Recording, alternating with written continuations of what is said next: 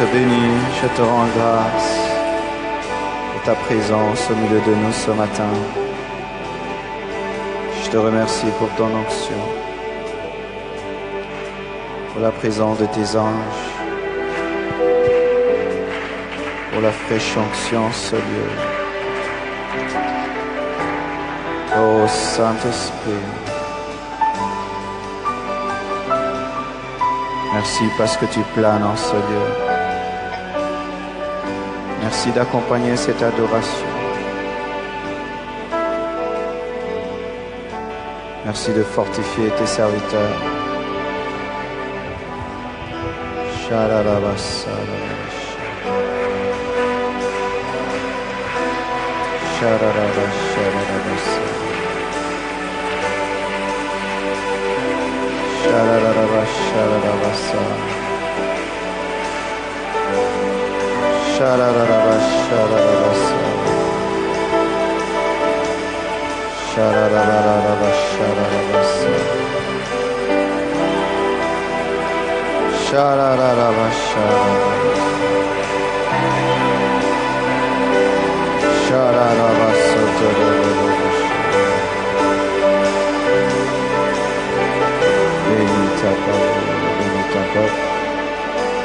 Au nom de Jésus, j'ai ainsi prié. Amen. Nous acclamons le Seigneur.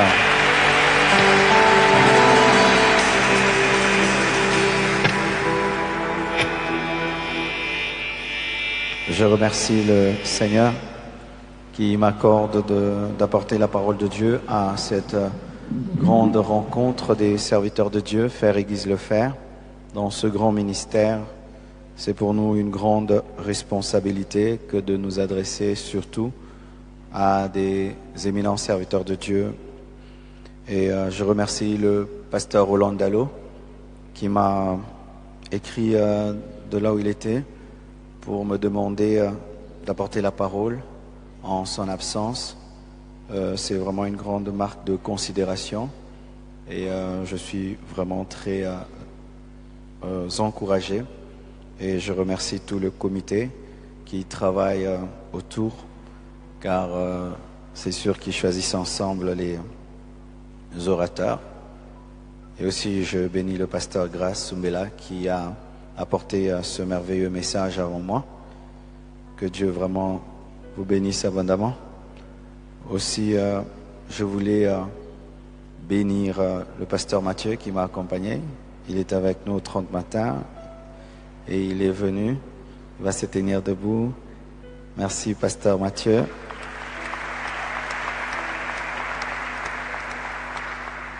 Et je viens d'apercevoir ma femme dans la salle. Blanche, nous te recevons.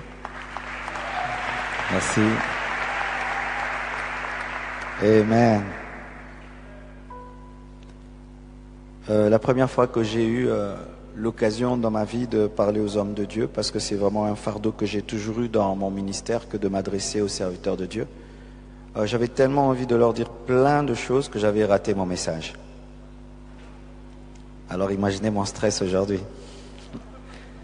Amen. Alors j'avais dit des choses tellement dures qu'il y a un qui est monté, il a dit oh, et avec du recul, je crois qu'il n'avait pas tort. Amen. La manière n'était pas bonne ce jour-là. Je crois qu'après des années, nous avons grandi. Amen. Amen.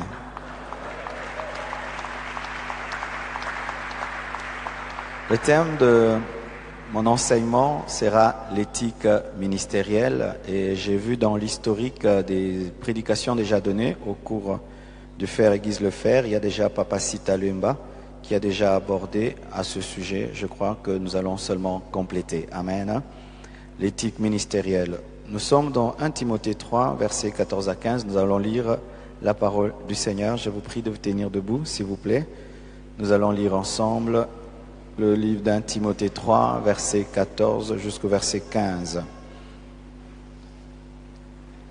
Je t'écris ces choses avec l'espérance d'aller bientôt vers toi. Mais afin que tu saches, si je tarde, comment il faut se conduire dans la maison de Dieu, qui est l'église du Dieu vivant, la colonne et l'appui de la vérité. Asseyez-vous, s'il vous plaît. Timothée était le fils spirituel de Paul. Et Paul était en train de le former parce qu'il était devenu pasteur. Et il avait un souci, que ce fils qu'il avait formé sache comment se conduire dans la maison de Dieu. Ait l'éthique du ministère, c'est cela, savoir comment se conduire dans la maison de Dieu, c'est ça l'éthique.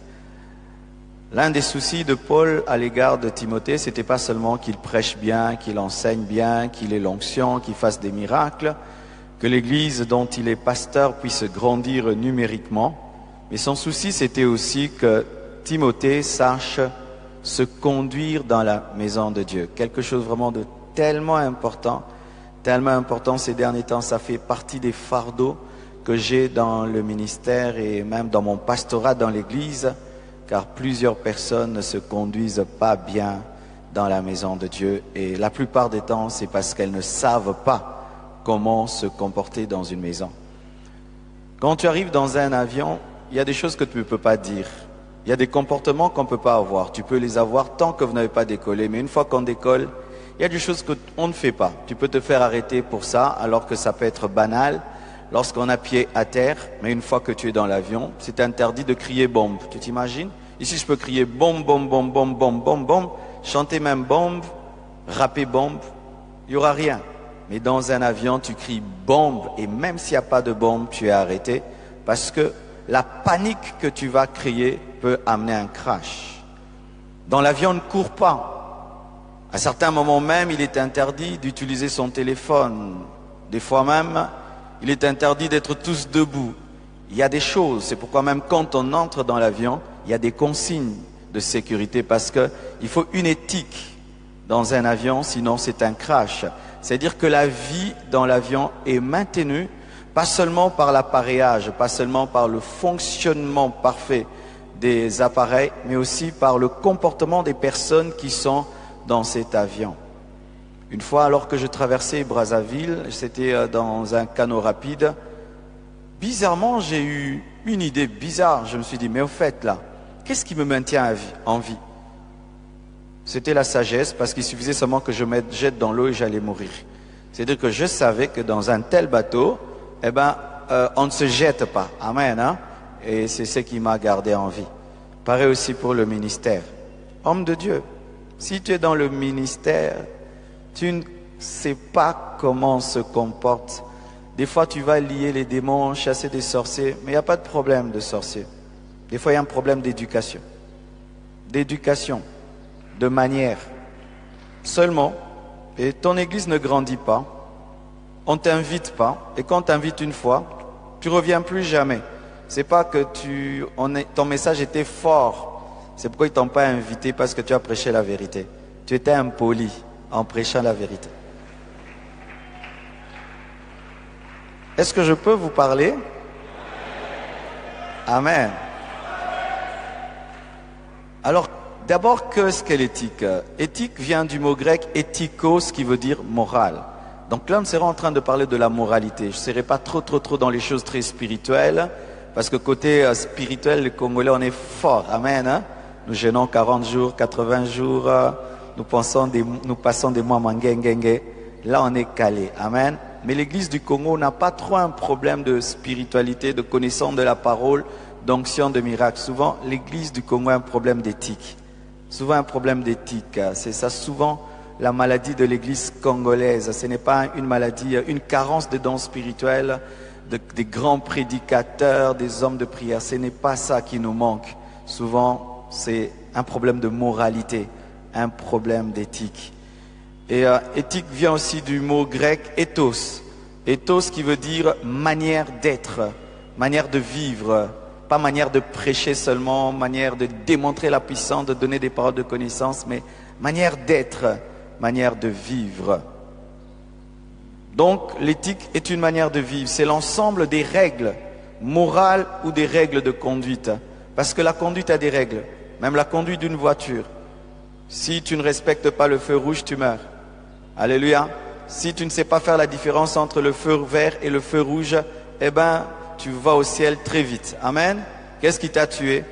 Tu n'as pas respecté la règle de conduite.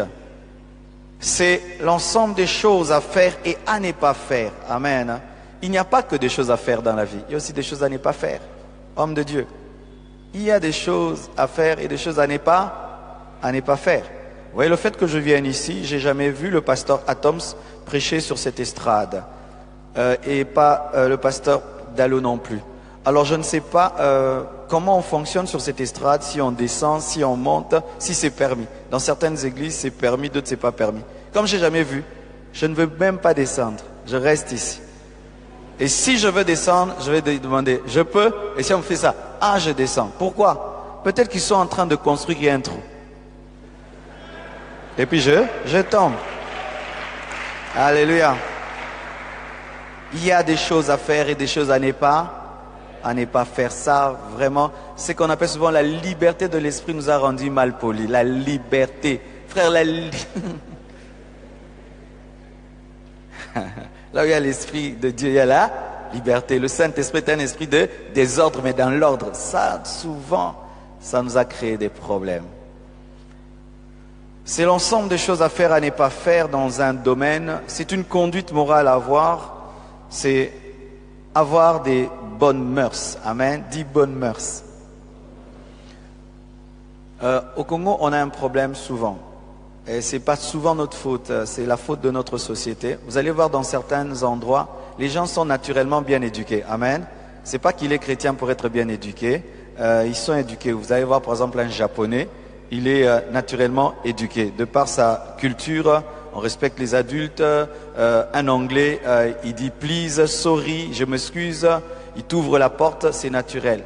Mais nous, maintenant, les Congolais, on a eu un sérieux problème, c'est que très tôt, l'éducation de base a été détruite. Déjà au niveau de l'école, au niveau des modèles que nous avons eus, des musiciens, des voyous, qui deviennent des modèles pour toute une génération. Et ces personnes, lorsqu'elles se convertissent et deviennent des pasteurs, les parents ne les ont pas éduqués, la société les a mal éduqués, et à l'école, un professeur aussi qui n'est pas éduqué, et cette personne débarque dans l'œuvre de Dieu. Tu vois, il a l'onction, mais tu sens aussi que tu as plein de choses à lui dire, viens, ça on ne dit pas, ça on fait ça, on ne fait pas. Le premier progrès vers la politesse, des fois, c'est reconnaître qu'on est mal poli. Et dire à Dieu, éduque-moi. Ou tu dis à tes amis, je suis comment? Non, tu parles pas bien, tu te comportes pas bien. Tu vas même, tu lis des livres sur l'éducation et tu cherches à être formé. Parce que des fois, ton ministère n'a pas un problème de sorcellerie, c'est un problème d'éthique. Il y a des gens que je n'inviterai jamais plus à l'église Compassion. C'est pas parce qu'ils ont mal prêché. Ils ont manqué d'éthique. Et je ne peux pas exposer des papas bien éduqués, des hommes bien instruits, des enfants bien instruits, à quelqu'un de mal poli. Parce que si nous venons à l'église, c'est pour avoir un plus et pas pour avoir moins. Et des fois, nous développons tout, mais sauf l'éducation. Amen. C'est avoir des bonnes mœurs. Tu as l'onction et tu n'as pas des bonnes mœurs. L'autre a l'onction, elle a des bonnes mœurs. Il va percer plus que toi. Son église va grandir plus que la tienne. Il sera invité plus que toi. Il ira là où tu n'iras jamais. Vous avez la même onction, la même parole, tout. Mais lui, en plus de cela, il a de l'éducation. Bien aimé, il fera de loin plus que toi. Tu vas dire qu'il a la magie, il a touché. Non, il a touché à l'éducation. Amen. Et dans la Bible, le terme éthique, clairement, n'est pas donné. Mais dans la Bible, souvent, éthique est compris dans ce qu'on appelle la conduite. Amen. Hein? Une bonne conduite, une manière de se conduire. Dans 1 Timothée 4, verset 12, Paul dit encore que personne ne méprise ta jeunesse, mais sois un modèle pour les fidèles en parole, en conduite, c'est-à-dire en éthique. Sois un modèle pour les fidèles en parole, en conduite, en éthique, en charité, en foi, en pureté. Est-ce que je peux parler un peu aux jeunes serviteurs ici? Des fois, on méprise ton ministère parce que tu es jeune, mais des fois on ne méprise pas ton ministère à cause de ta jeunesse, mais souvent on méprise ton ministère parce que tu es un jeune sans éthique. Si tu as 20 ans et Dieu t'a oint, mais tu te comportes comme un vieillard, le respect va s'imposer. Qu'on le veuille ou pas, on va te respecter. Mais si tu es jeune, déjà tu es défavorisé, parce que on pense que tu n'as pas assez d'expérience, mais tu ajoutes encore à ta jeunesse un manque d'éthique. Là, vraiment, tu es gâté. Alléluia. Une église qui a des hommes de 40, 50 ans, et puis on invite un jeune de 20 ans prêcher, déjà ils se disent, qu'est-ce qu'il va nous dire? C'est un enfant. Mais si on trouve en toi de la sagesse et une conduite, au départ ils vont te mépriser et ensuite ils vont te respecter. Mais si par ton manque d'éthique, tu confirmes vraiment que tu es jeune, bien aimé, même si tu craches le feu, ça n'aura pas d'impact. Je répète, tu n'as pas toujours un problème de sorcellerie. Des fois c'est un problème seulement de manière de vivre. Amen. Ainsi donc, l'éthique ministérielle, c'est la conduite morale que doit avoir le serviteur de Dieu. C'est la conduite morale que doit avoir le serviteur de Dieu. Il y a des gens que je respecte beaucoup dans leur métier. Ce sont les médecins. Un médecin peut soigner un président de la République. Opérer le président de la République et ne pas le dire. Il peut faire accoucher la première dame et ne pas le dire et ne pas le crier et continuer à la respecter. Ils connaissent beaucoup de choses. Ils ont des secrets. Ils peuvent savoir que tel dirigeant a le sida, tel autre va mourir dans une année, tel autre et tout, mais ils le gardent. Ils respectent le principe du secret.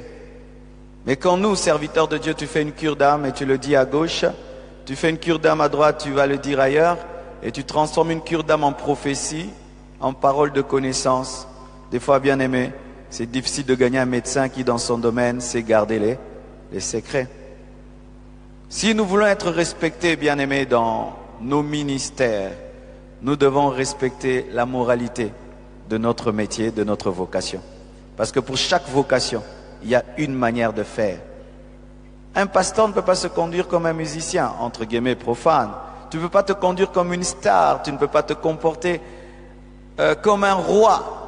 Il y a une manière de faire dans chaque domaine. Le problème, c'est que des fois, nous prenons l'éthique du roi, on l'applique au pasteur, l'éthique du musicien profane, et ça fait tout un mélange. Et lorsque les gens te regardent, tu es un monstre. Tu ressembles à tout, sauf à ce que tu dois être. Cantique 2, verset 15 nous dit, prenez-nous les renards, les petits renards qui ravagent les vignes, car nos vignes sont en fleurs. Aujourd'hui, je ne vais pas parler des très très grandes choses, je vais parler des choses simples, c'est pourquoi je les appelle les renards. Mais les renards ne sont pas à prendre à la légère parce qu'ils ont une capacité destructrice, capable de détruire tout un champ, une vigne et un ministère. Des fois, la différence dans la vie n'est pas dans des grandes choses, c'est dans des si petites choses. Et je l'ai appris très tôt dans ma vie. Lorsque j'ai commencé le ministère, la première des choses que Dieu m'avait révélé, c'était d'aller visiter toutes les grandes églises de Kinshasa. J'allais prier dans presque toutes les grandes églises de Kinshasa et je m'asseyais dans la foule et je regardais faire. Et je cherchais à découvrir le secret de chaque église et de chaque pasteur. C'est là que j'avais découvert tellement de choses que j'ai appliquées. J'ai remarqué que certains excellaient dans le ministère parce qu'ils respectaient le temps. Lorsqu'ils disaient que le culte commençait à 6 heures, c'était à 6 heures. Lorsqu'ils disaient la fin à 8 heures, c'était 8 heures. J'ai remarqué que d'autres organisaient très bien, d'autres administraient très bien, d'autres savaient donner le communiqué, d'autres savaient prêcher intelligemment, d'autres savaient amener l'église dans la présence de Dieu. Et j'avais pris autant que je pouvais de toutes ces églises. Et quand je suis allé implanter l'église, il y avait des églises qui étaient autour. Quand elles faisaient un culte de 8 heures à 12 heures, moi j'en faisais 2 et puis 3 pendant le même temps. Et qu'est-ce que ça faisait? Un fils d'une famille très pointu sur le temps préférait prier à la compassion parce qu'il savait, je peux prier et aller étudier et je n'aurai pas de problème avec papa. Ce n'était pas un problème de sorcellerie, c'était seulement un problème de sagesse. Un problème de sagesse. Ne prie pas seulement beaucoup. Ne jeûne pas seulement beaucoup. Ajoute la sagesse à ton ministère. Sinon, tu vas croire que Dieu ne t'aime pas. Il t'aime beaucoup, mais c'est toi qui ne t'aimes pas beaucoup. Vous savez, en lingala, des fois on dit ami lingara, ami lingate. Prendre une voiture et sortir sans connaître ce qui se passe dehors, ce n'est pas s'aimer. Tu sors là-bas, tu vas à gauche alors qu'on va à droite et puis tu meurs. Qui t'a fait du mal? C'est toi-même. Tu es entré dans un domaine sans respecter le principe de ce domaine. Des petites choses qui peuvent amener la croissance de ton ministère ou la décroissance, la percée ou la stagnation, le statu quo ou la percée. Tout dépend de toi. Tout dépend de toi. Voici certaines choses, et même la première chose. Cher homme de Dieu, ne demandez jamais la chair. Amen. Dans notre travail là, de servir Dieu, on ne demande pas la chair. Je n'ai pas demandé cette chair au pasteur Dallot. J'étais étonné, il m'écrit, est-ce que tu peux? Est-ce que tu peux? Oui, papa, je peux. Je n'ai pas demandé la chair. Je n'ai jamais demandé une chair à qui que ce soit. Pourquoi? 2 Corinthiens 5, verset 12 nous dit, nous ne nous recommandons pas de nouveau nous-mêmes auprès de vous, car un homme de Dieu ne se recommande pas lui-même. Laisse Dieu te recommander. Je suis étonné de voir des missionnaires qui quittent leur pays pour un autre pays avec des lettres. Oh, Dieu m'a dit de venir, mais je ne te connais pas. Comment je vais donner ma chair à un inconnu?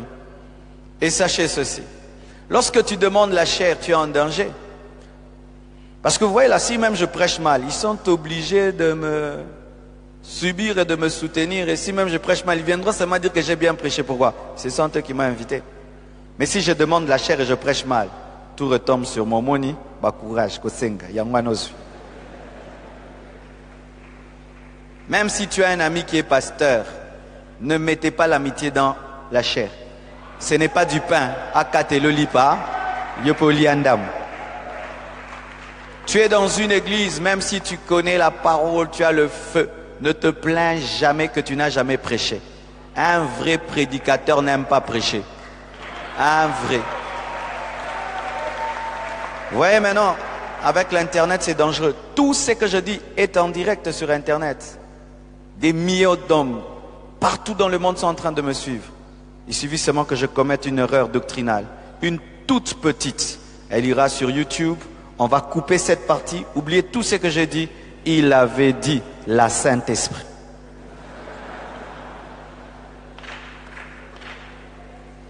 Un homme qui avant de prêcher tremble, ne cherche pas à prêcher parce qu'il sait qu'il va encore trembler. Un homme qui passe du temps pour prêcher, pour préparer un message dans la prière, méditation, il doit quitter sa femme pendant un temps, s'enfermer dans un bureau pendant 4 heures, 5 heures du temps, aller demander la chair. Les gens qui demandent la chair, souvent ne se préparent pas bien. Quelqu'un qui connaît la douleur de la préparation.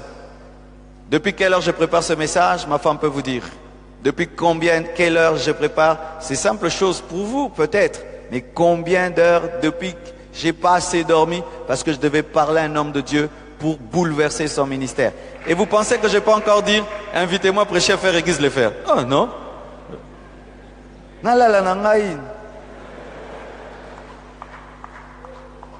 Mais si toi tu aimes prêcher, tu demandes la chair, on ne t'invitera pas.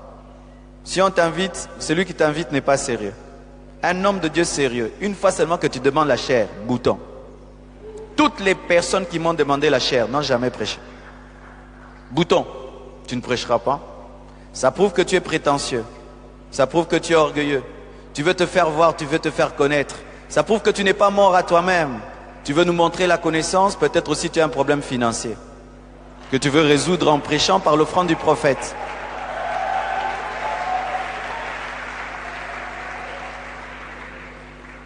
Je veux me marier, est-ce que je peux prêcher? Tu t'imagines? Je veux me marier, est-ce que tu peux me céder la chair? Oh, uluka dot narote. Alléluia. J'ai reçu des grandes révélations. Donne-moi un couloir. Prêcher pour toi, c'est un couloir. Amen. Hein? Ne demande jamais la chair. Si tu es dans un endroit et puis Dieu te envoie en mission, va, prêche les gens sur la route. Ils vont parler à leur pasteur. J'ai rencontré un missionnaire, il m'a prêché. Est-ce que tu peux l'inviter? Le pasteur est touché. Mais ne va pas à l'église avec des lettres, des recommandations. On m'a recommandé, avec des lettres. Donc je te reçois parce que tu as une longue lettre. Et des gens qui aiment prendre des photos avec des gens connus pour aller frapper à des portes. Je connais tel, regarde, on était ensemble à la conférence. Bien-aimé, cela fera qu'on ne te respectera pas. Tu ne seras pas honoré. Et si même tu demandes la chair, on te la donne sans respect. Il faut que quand on te donne la chair, on te donne la chair avec respect, avec honneur. Pas il m'a dérangé, prends. Et pendant que tu prêches là, tu finis, prends ton argent, va-t'en, décompte final. Ne demandez pas la chair. Arrêtez de déranger vos pasteurs. Je dois prêcher. Et ne cambriolez pas la chair. Qu'est-ce que le cambriolage de la chair? Tu n'étais pas au programme. On te donne le communiqué, tu en profites pour prêcher. Le koso. Tu étais là pour chanter, tu en profites pour prêcher. On t'a donné la chair pour autre chose, mais tu en profites pour prêcher. Ne faites pas ça. Quand j'étais jeune, j'ai fait ça. Et je bénis Dieu vraiment de m'avoir enseigné toutes ces choses. Il fut un temps, notre pasteur avait voyagé, nous étions restés avec un autre. Et pour notre part, on disait qu'il ne prêchait pas bien. C'est ça encore de l'orgueil, dire qu'il ne prêche pas bien. Prêcher bien, c'est quoi? Et alors, qu'est-ce qu'on faisait? S'il y a longtemps que le pasteur qu'on nous a laissé ne te donne pas la chair, tu coopères avec ton ami qui a la modération. Tu dis, quand il va te donner la modération là, tu m'invites sous l'onction. Et maintenant j'invite le prophète Jérémie. Et là tu viens. Tu cambrioles la chair. Tu fais tes choses là. Et puis tu pars. Combien de fois on t'a donné le micro pour chanter, tu as prêché? Moi je te donne le micro pour chanter, tu prêches, tu ne prêcheras plus. Je te donne le micro pour les communiquer, tu en profites pour prêcher, tu ne prêcheras plus. Pourquoi? Tu es pressé. Tu ne respectes pas le temps de Dieu. Tu triches à l'école de Dieu. Tu es un tricheur. Il est bon de voir, et même beau, de voir un homme qui a le potentiel et le bagage, mais qui ne se limite à faire que ce qui lui a été demandé. Vous sentez qu'il peut, il fait que ce qui lui a été demandé. On te dira, frère, est-ce qu'aujourd'hui tu ne peux pas exhorter? Tu exhortes seulement 10 minutes, tu ne peux pas prêcher, tu prêches, tu ne peux pas donner un séminaire. Dis-nous quand est-ce que tu veux prêcher maintenant. Ne demandez pas la chair, ne cambriolez pas la chair. Deuxièmement, ne cédez jamais votre chair par complaisance ni par diplomatie. On ne tisse pas des relations sur la chair. Et il y a des gens même qui sont fâchés dans la vie. Moi je fais que l'inviter, lui ne m'invite pas. Oh, tu veux qu'on a qui bon? Moi je l'invite, lui ne m'invite pas. Donc tu invites les gens par stratégie. Il a une grande église, alors ça va, je vais l'inviter, comme ça lui aussi m'invitera. C'est la chair dans l'œuvre de Dieu. C'est la chair. Un jour, un ange de Dieu m'est apparu. Et il m'avait parlé des 4 conditions pour l'explosion du ministère. Et parmi ces 4 conditions, il m'avait dit aussi, ne cède pas ta chair à n'importe qui. Chaque fois que j'ai cédé ma chair, sans être convaincu par le Saint-Esprit, je l'ai payé cash le même jour. Ou même la personne qui commence à prêcher déjà, je sais, aïe, aïe, aïe, aujourd'hui. Une fois même, j'ai demandé pardon à l'église d'avoir invité quelqu'un. On ne donne pas la chair à quelqu'un parce qu'il est ton ami. On ne donne pas la chair à quelqu'un parce qu'il a l'argent. On ne donne pas la chair à quelqu'un parce qu'il est connu. On ne donne pas la chair à quelqu'un parce qu'il a demandé. Ou parce que tu veux qu'en venant, qu'il puisse t'inviter ensuite. On ne donne pas la chair pour cela. Et même, cher homme de Dieu, alors que nous sommes en train de construire les églises, souvent nous tombons dans un piège. C'est d'inviter quelqu'un prêcher pour qu'il voie notre église. Ça, on appelle ça le festin de Belshazzar. Ne faites jamais cela. Ne faites rien pour impressionner quoi que ce soit, qui que ce soit. Donne la chair que lorsque l'Esprit de Dieu t'a parlé. Si tu n'as rien dit, prêche. Et prêche. Et si tu n'as rien à dire, exhorte même 10 minutes. Amen. Ils ne mourront pas. Chantez. Amen. Qui dit aussi que dans chaque culte, il faut prêcher? Dans certains cultes, il faut seulement prier, adorer, rentrer à la maison. C'est nous qui voulons toujours prêcher. Alors ça arrive des fois que tu n'as pas le fardeau de prêcher et tu penses que Dieu veut que quelqu'un d'autre prêche, alors que ce jour-là, Dieu veut que le peuple tout entier aille que dans l'adoration. Ne cédez pas la chair par complaisance. Ne bâtissez pas des relations sur la chair. Tu aimes quelqu'un, tu veux lui faire du bien, ne lui donne pas la chair pour qu'il ait l'argent. Là, tu es en train d'exploiter le peuple de Dieu. Ah, mon ami, il y a des problèmes, ça va. Je te donne un séminaire. Ah, quelqu'un te parle de ses problèmes financiers, il dit ça va, je te donne un séminaire. Quelle est la relation entre le séminaire et ses problèmes financiers? Si tu veux l'aider, prends l'argent, donne-lui, mais pas la chair. Le peuple de Dieu ne sera pas là en train de gober des choses, alors qu'entre eux, les accopent en bon. Amen, hein? Ne cédez jamais votre chair par complaisance.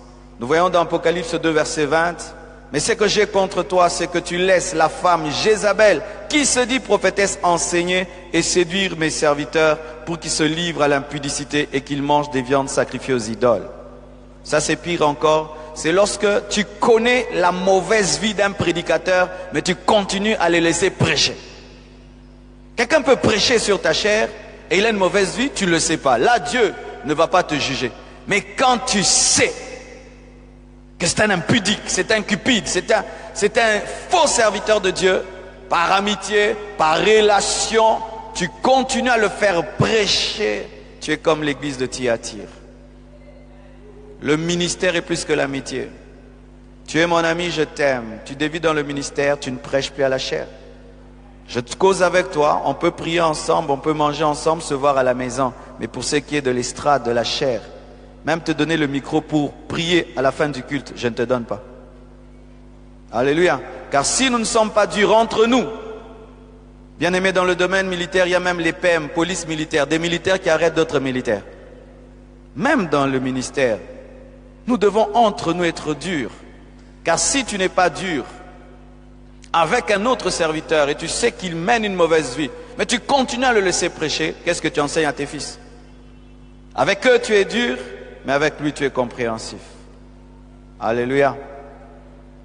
Ne cédez pas la chair par complaisance. Dieu nous jugera, cher homme de Dieu, pour toutes les fois que nous avons donné la chair par complaisance. Parce que c'est son peuple, ce n'est pas notre peuple. Amen. Hein? Oh, bandiminangai. Yaote bandiminanga. Basa bandiminote. Bandima Yesu. Alléluia. Ne demandez jamais un cachet avant de prêcher. Ne demandez jamais l'argent avant de prêcher. Ne posez pas comme condition avant de prêcher quelque part l'argent. Je peux dire payer mon billet. C'est vrai, si tu m'invites, tu me payes le billet. Si tu m'invites, tu me loges. Si tu m'invites, c'est toi qui vas me véhiculer. Si tu m'invites, c'est toi qui vas me nourrir. C'est vrai quand nous voyageons. Mais je ne peux pas dire, tu dois me donner, après avoir prêché 10 000 $. Avant que je vienne, tu fais un virement dans mon compte de 10 000 $.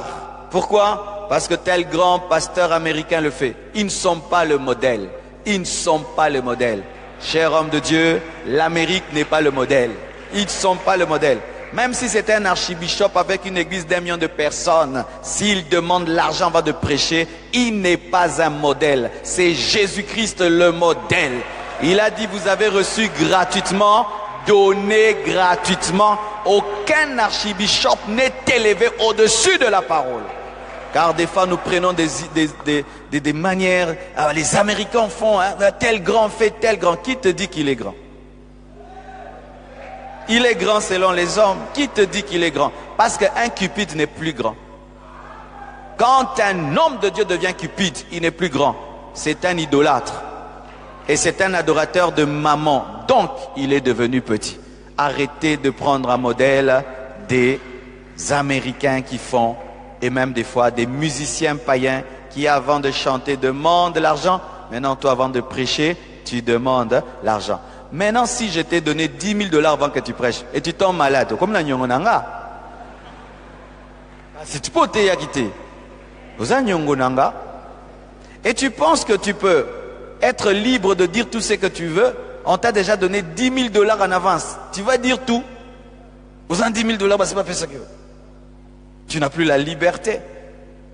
Dieu peut te révéler des choses dans l'église. Tu ne sauras plus le dire parce que l'argent qui t'est donné t'a fermé la bouche. Ne demandez jamais, jamais un cachet avant de prêcher. Sinon vous devenez des serviteurs du ventre.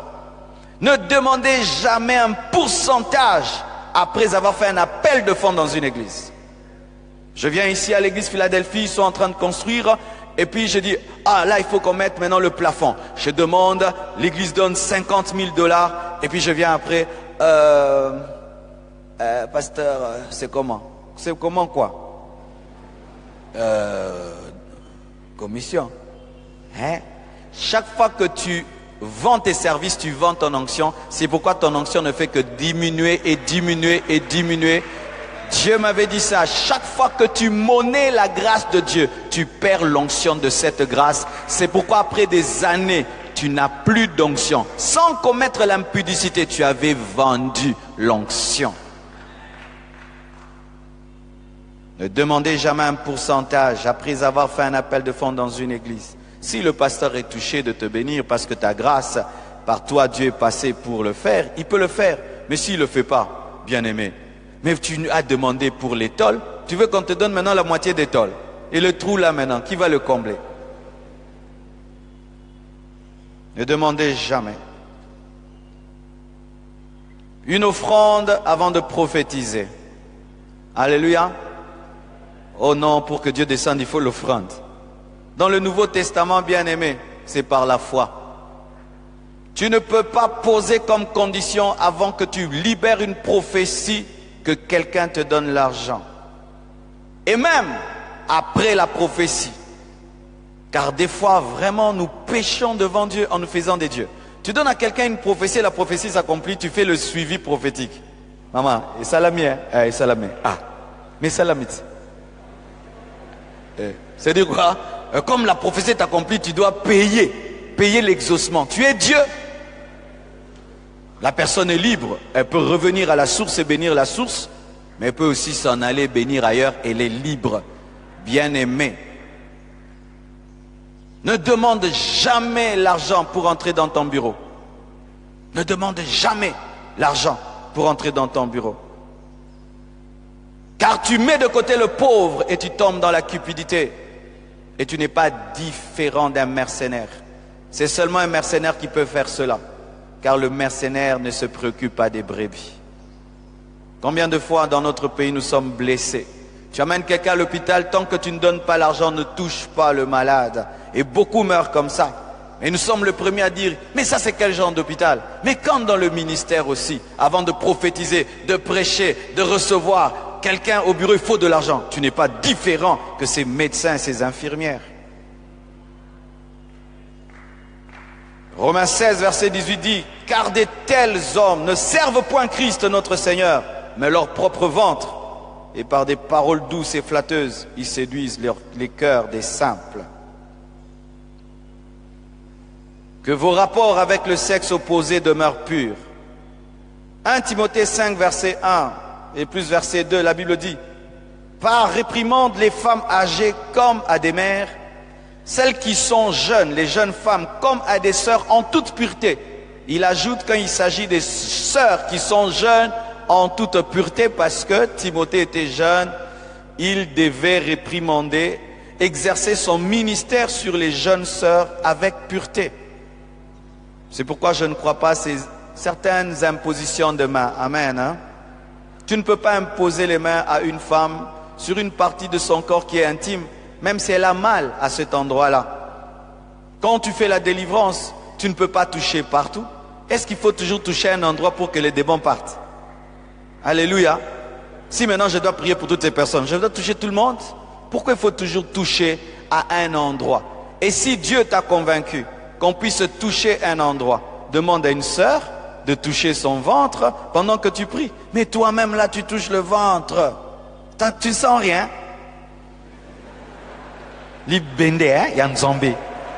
Oh, rien. Dans un extase. Alléluia. Même au nom de la communion fraternelle, évitez ces choses où Ma soeur, tu sers une sœur très fort. Oh, alléluia. Ma soeur, il y a longtemps, je t'ai vu. Oh, tu es revenu à l'église. Comme ça, tu sens rien.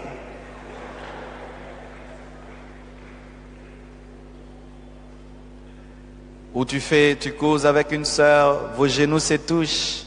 L'intimité avec le Père spirituel. Non. Que tes relations avec le sexe opposé soient pures. Traite-les comme tes sœurs. Alléluia. Tes sœurs, avec pureté. Dans ton langage, dans ta manière, même les compliments. Tu ne peux pas donner n'importe quel compliment à une sœur de l'église. Sers vraiment la moyo. Pasteur Romoni. Taille apostolique. Que tes relations avec le sexe opposé soient pures. Et tu ne peux pas avoir une relation particulière avec une sœur, mais tu ne veux pas qu'elle soit en contact avec ta femme si tu es marié. C'est bizarre. C'est bizarre, toute relation avec le sexe opposé que tu ne présentes pas ton épouse est déjà bizarre. Et s'il n'y a rien, il y a déjà les gènes d'une bizarrerie. Amen.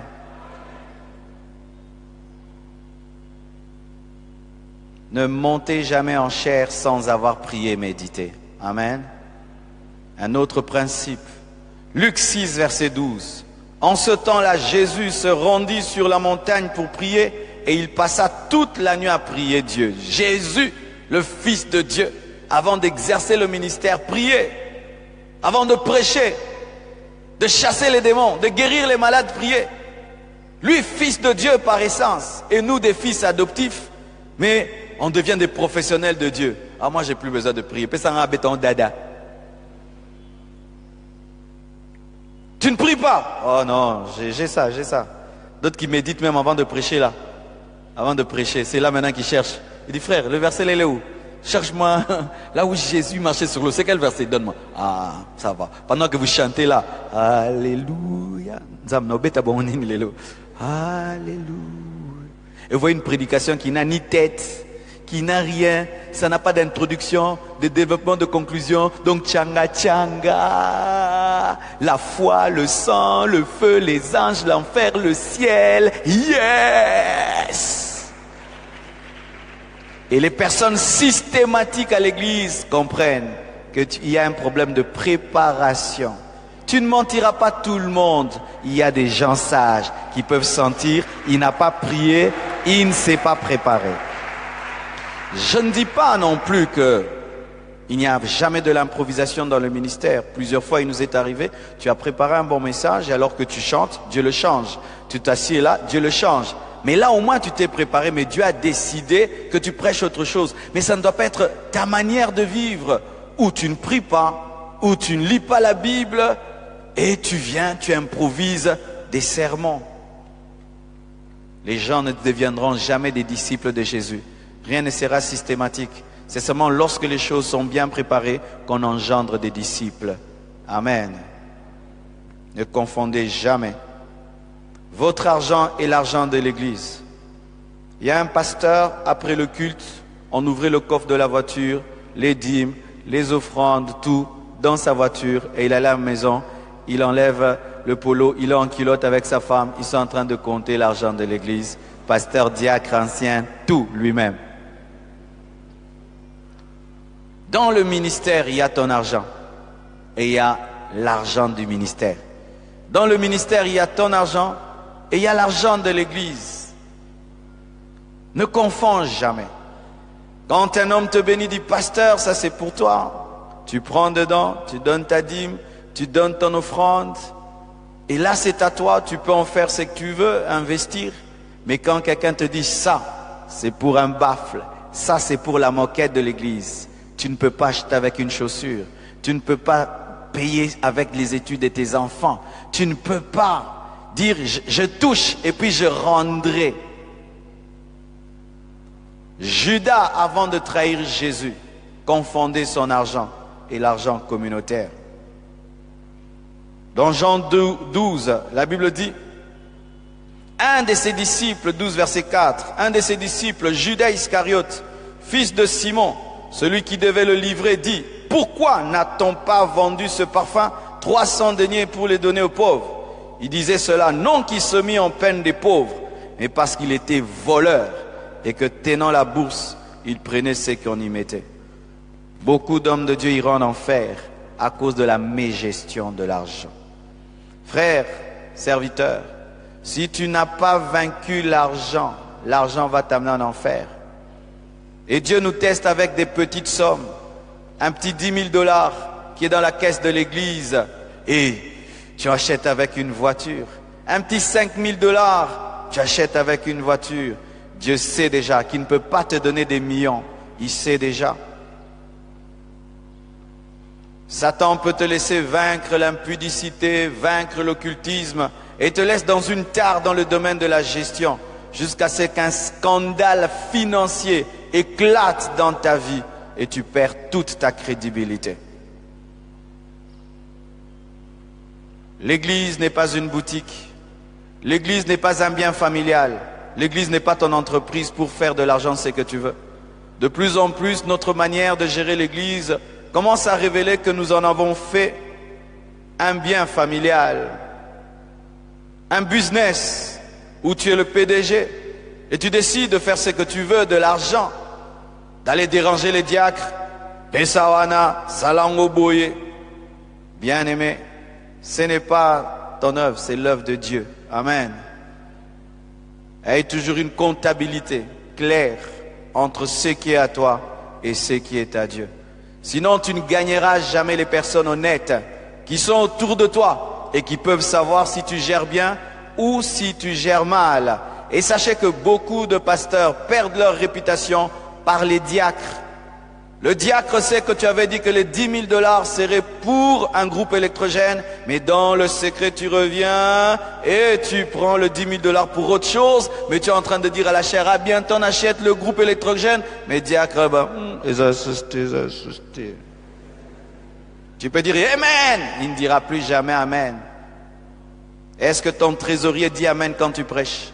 Est-ce que ton caissier dit Amen quand tu prêches? S'il ne dit pas Amen, tu as perdu l'autorité. Tu as perdu l'autorité.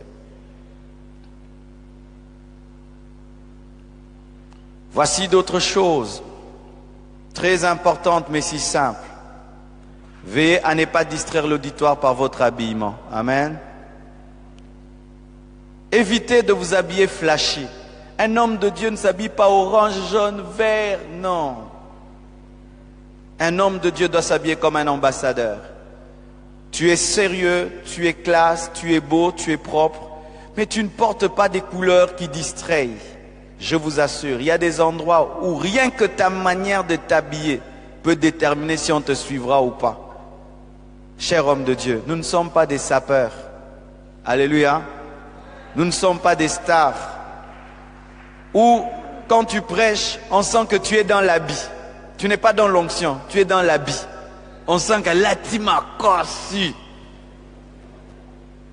Il y a très longtemps, c'était pas pour moi un principe.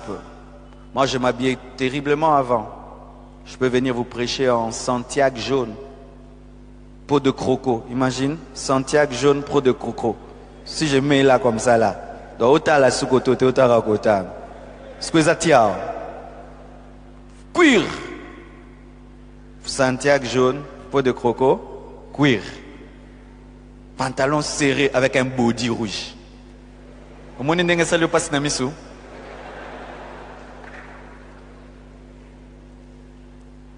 Pourquoi?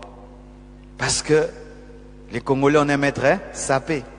Mais nous sommes des ministres de Dieu.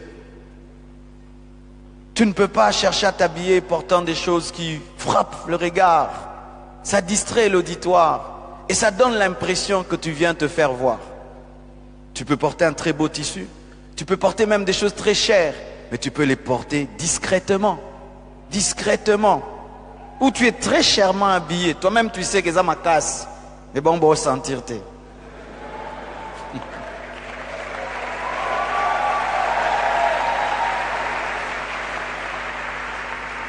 Et chers serviteurs de Dieu, évitons même ces modes sexy. Aujourd'hui, les prédicateurs, vraiment, tu te dis, il va être impuissant ou comment? Il porte des pantalons qui les serrent. Tu te dis, mais quelle est cette mode aujourd'hui? On porte des trucs qui nous serrent, Donc, ce sera bien aimé. C'est quoi cette mode où tu es prédicateur mais tu es sexy?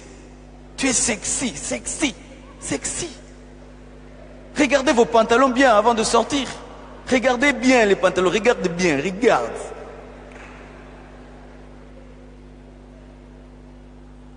Et je t'assure, il y a des endroits, rien que pour ça, tu ne prêcheras pas.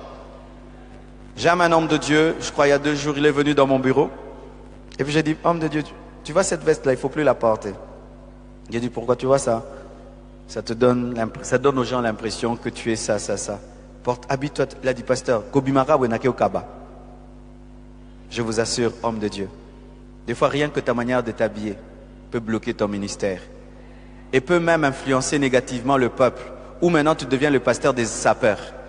Ils viennent maintenant montrer leurs vêtements. Parce que toi, c'est ça. Alors ils te donnent ce que tu leur donnes. Ils viennent montrer les vêtements. C'est plus qu'ils vont chercher à avoir une vie de prière, non. Pasteur, non, là tu m'as cassé.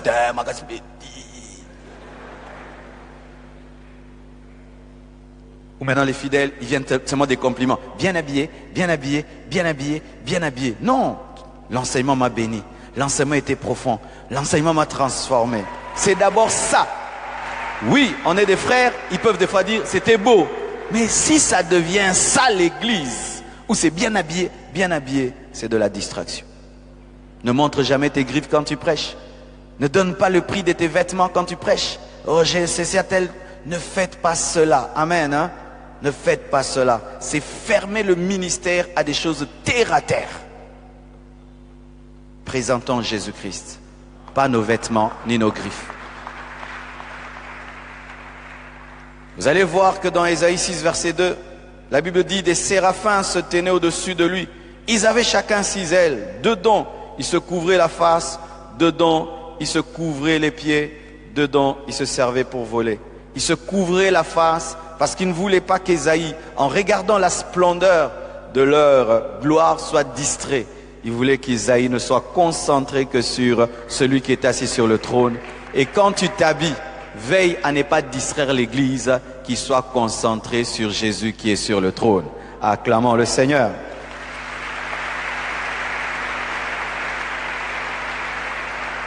Il me reste combien de temps? 15 minutes, merci. Aussi, voici une chose si simple, mais qui peut ouvrir des portes ou fermer. Saluez toujours ceux à qui vous allez annoncer l'évangile. Amen. Saluez le pasteur qui vous reçoit. Honorez l'homme de Dieu qui vous reçoit. Honorez le comité qui vous reçoit. Apprenez à prendre contact avec les gens au départ. Parce que si tu vas dans une église, on te donne le micro, du coup tu commences à prêcher. Tu ne prends même pas le temps de saluer le pasteur ou bien de remercier le fait qu'on t'ait donné le micro. Souvent ça blesse les gens. C'est comme si tu entrais dans une maison, du coup tu vas dans le frigo, tu commences à manger. Des si petites choses. Si petites choses. On te donne le micro, même si tu es full onction. Prends le temps, même si tu as dit merci Seigneur, mais le Seigneur n'est pas descendu pour te donner le micro. Quelqu'un t'a donné au nom qui peut pas tout Nzambe. Pour que je vienne ici, il fallait que le pasteur Dalo m'invite.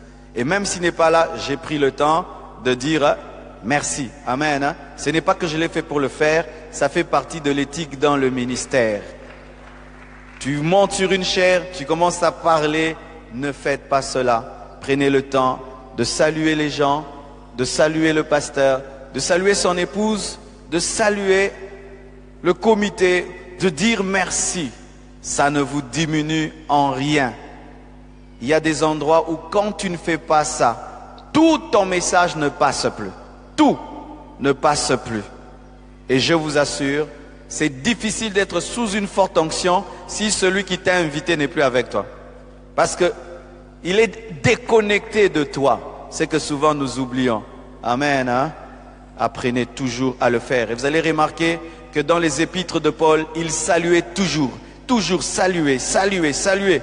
Il dit même, dans 2 Thessaloniciens 3, verset 13, « Je vous salue, moi Paul, de ma propre main. C'est là ma signature. » Paul était un homme qui saluait, qui respectait, qui honorait les gens. Amen. Si après avoir prêché, vous partirez directement, faites-le toujours savoir en avance. Toujours. Parce qu'il n'est pas bon, tu prêches à un endroit et puis tu pars.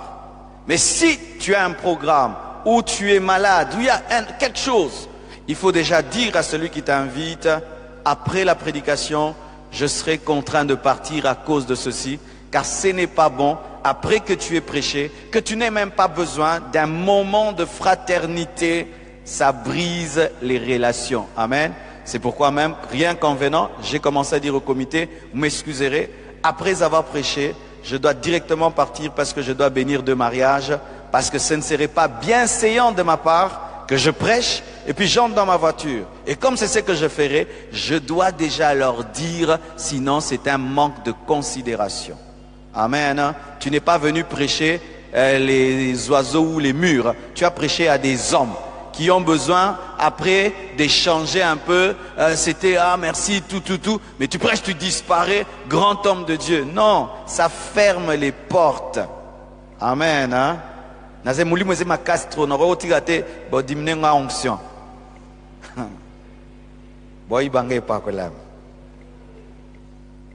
Remerciez toujours. Voici encore.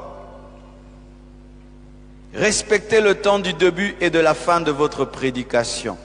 Faites l'effort quand vous êtes invité d'arriver à temps. On dit que tu vas prêcher à 10h, n'arrive pas à 10h15. Ou maintenant, les bases de la Saint-Esprit. On chante. Aïe, nante.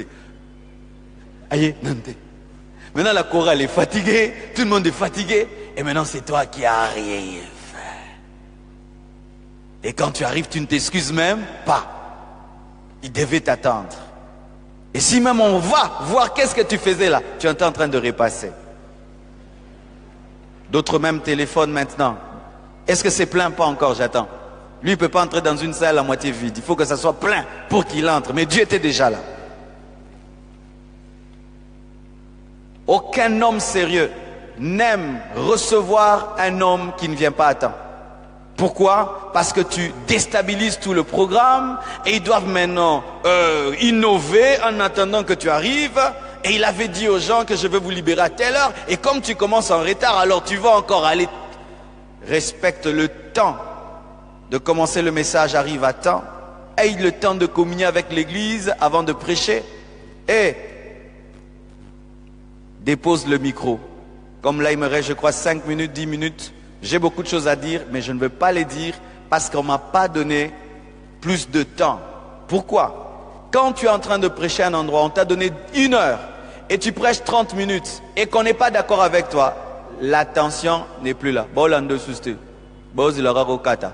Et qu'est-ce que les gens font stratégiquement? Ils battent les mains pour te dire Amen, Amen, on a compris. Et toi, tu penses que la parole avait touché? Non. Te limbi, papa. Jamais ne reste au-delà du temps sur une chair sans la permission de celui qui t'a donné la chair. Et si tu trouves que tu as des choses à dire, demande, est-ce que je peux avoir 10 minutes de plus? Et on te donne, tu continues, l'auditoire sera avec toi. Mais si tu t'imposes sur une chair au-delà du temps, c'est un manque d'éthique. Amen. Pour nous qui avons la vision un jour de voyager et d'aller prêcher la parole de Dieu à l'étranger, voici ce que j'ai remarqué à l'étranger, notre mauvaise manière de fonctionner, les Congolais. Dernièrement, je vais dans une église congolaise, bien aimée. Il y a des blancs qui étaient là et tout. Le pasteur prêche en français avec un interprète en lingala. J'ai dit, l'interprète il fait quoi? On interprète en lingala ou en plein Bruxelles. Pourquoi? Parce qu'il y a des Congolais qui n'entendent pas le français après 10 ans. Il doit interpréter pour eux.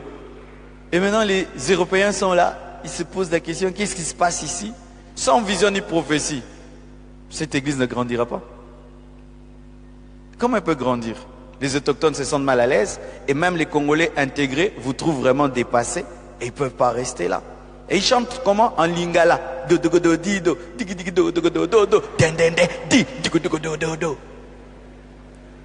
Des fois, il faut oublier le Sébéné. Vous savez ça? Il y a des endroits où on ne joue pas le Sébéné. Ah oui, quand je tiens des actions en Europe, l'une des choses que je dis, pas de lingala, pas de Sébéné. Vous chantez en français, en anglais, on parle que français, pas de lingala. Pourquoi? On ne peut pas quitter si loin, aller en Europe, parler encore notre lingala là. Et maintenant, un Européen vous trouve étrange, vous avez quitté votre pays pour le sauver, mais vous lui parlez en lingala. Il a reçu le don d'interprétation des langues. Attaché à notre lingala, nous aimons notre lingala, notre chiluba, notre sébéné, même aux États-Unis. Apprenons toujours à nous adapter au milieu. Amen. Fais toujours la lecture de gens vers qui Dieu t'envoie et adapte-toi à eux pour les sauver. Avec le juif, fais l'effort d'être juif. Avec le grec, fais l'effort d'être grec. Avec l'intellectuel, élève ton niveau intellectuel. Avec l'analphabète, descends à son niveau afin de gagner tout le monde. Amen. Que Dieu vous bénisse abondamment.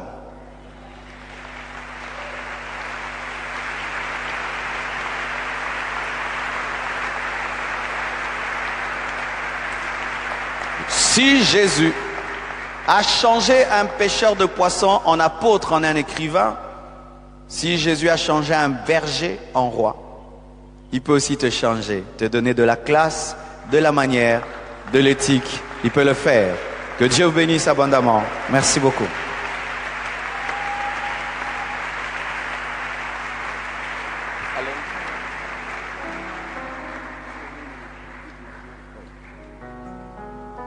Gloire à Dieu. On peut encore acclamer le Seigneur, s'il vous plaît. Nous acclamons Jésus. Jésus, Jésus. Acclamons le roi de rois. Nous l'acclamons royalement. Il est le Seigneur des seigneurs. Jésus est notre... Retrouvez tous nos enseignements sur www.brothernonoandfamily.com.